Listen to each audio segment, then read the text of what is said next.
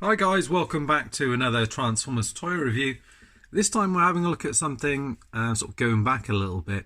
This is from the Transformers Collectors Club, and it was an exclusive at the time. And this was their Transformers Animated Cheetor. So as you said, you could only get it through the Transformers Collectors Club. This is when what they used to do is do kind of repaints of the current toy line that they were doing at the time and make them into figures that they hadn't done, or kind of in this case what they'd done is they'd used the Transformers animated blur kind of mold and used it for Cheetor, which was a character from Beast Wars. So that's what they did with this guy.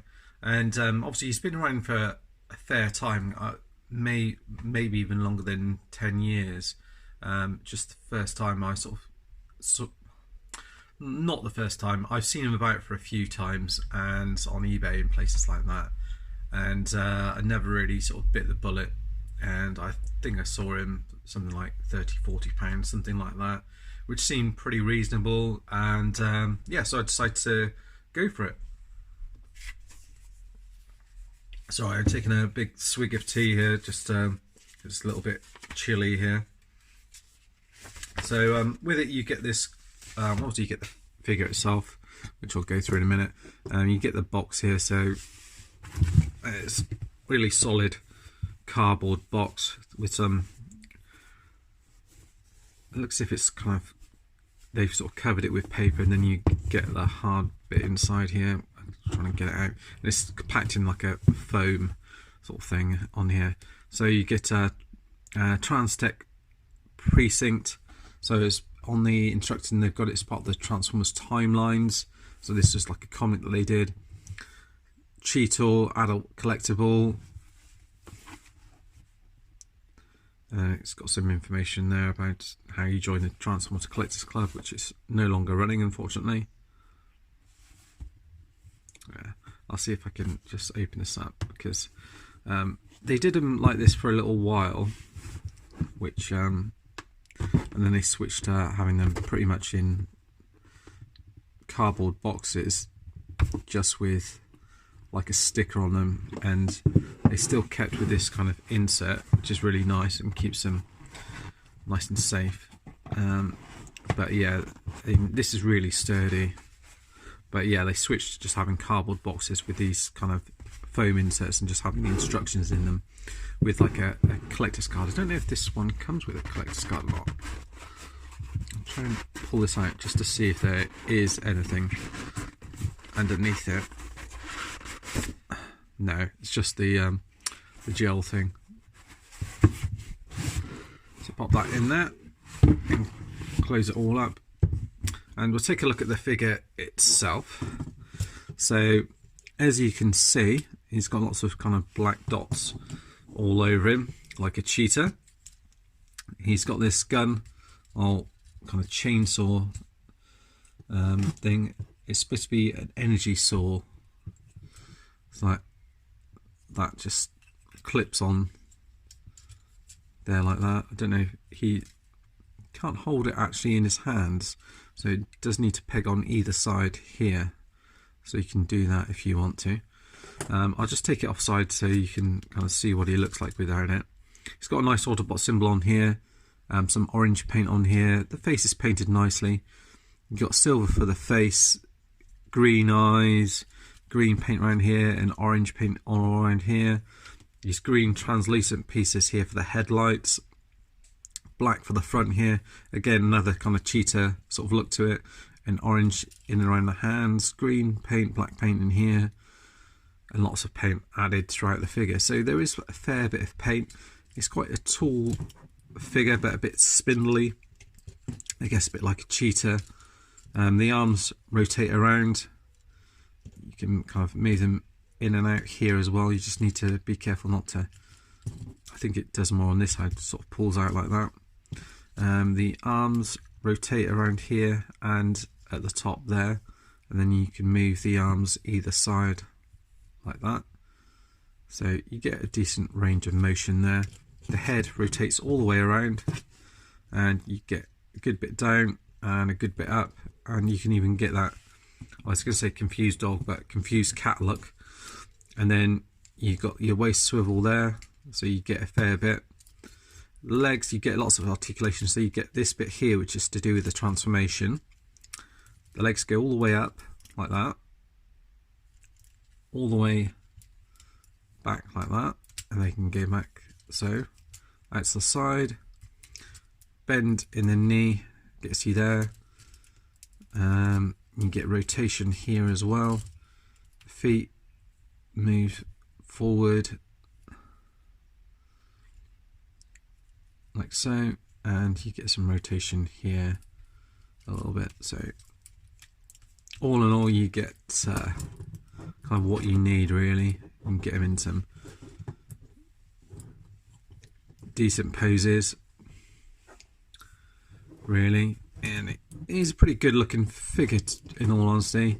You know, with the animated ones, it is kind of, you have to kind of be into that kind of style, otherwise, you know, it's not everyone's kind of cup of tea really. But I think it looks pretty cool, and he does come packaged in his vehicle mode. So what we'll do now is we'll have a look and see if we can get him transformed back into his vehicle mode. Okay, so first thing we want to do is fold this bit up like so. I think that goes right. Yeah, like so. So that's all folded up. I think to flip it out again, you press it in like that, and that's something that will come in when we get him into his vehicle mode. Like so. And so I think you want to flip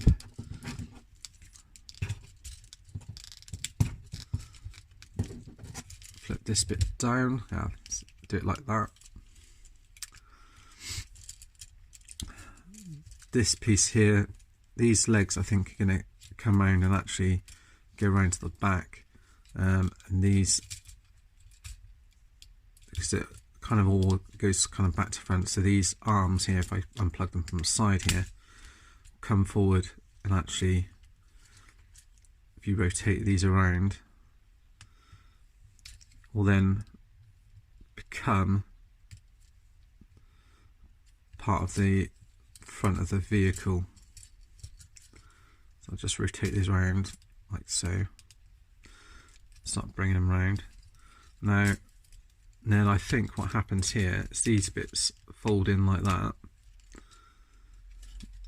so you can see it's all quite there's lots of movement on it everywhere. I think these bits come in like so. There is a little slot for this to peg in here on the back.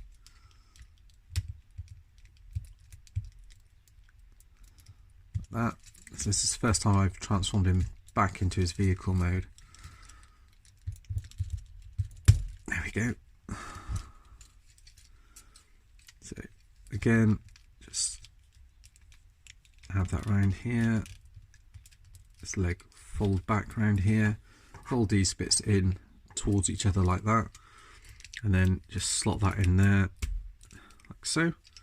So you can see how the sort of legs rotate around and bend in towards each other. I guess you could, yeah, so you do want to have the face the other way around, so then you've got the sort of spikes coming out, the sort of thing coming out the back here.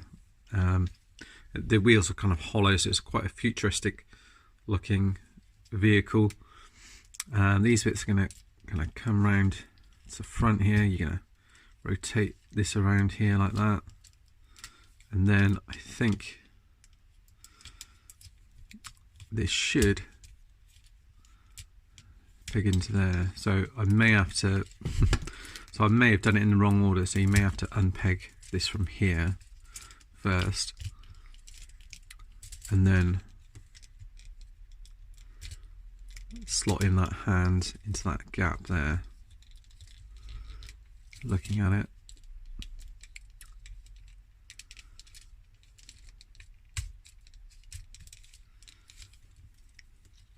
It's not the easiest. Ah, there we go. So I think that's in right.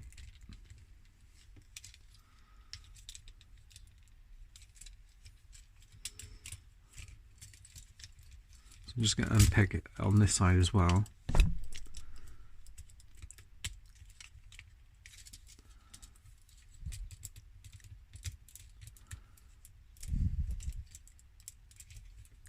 Because I can see underneath this bit does peg into here, so it is the case that you do have to line everything up. There we go, so that's lined up here. There we go, so that's on that side there.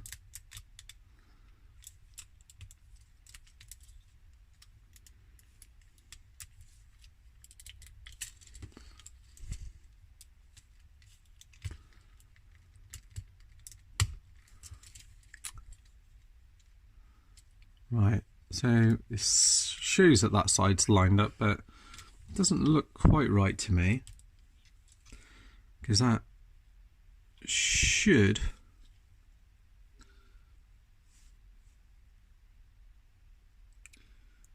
tuck it all the way into there. Right, I'm just going to pause it and just work out what okay, so I've worked it out. You just have to rotate this bit around here, so it's actually the hole in this bit is actually facing up, and it actually pegs into that little gap there. There's a little kind of hole for it.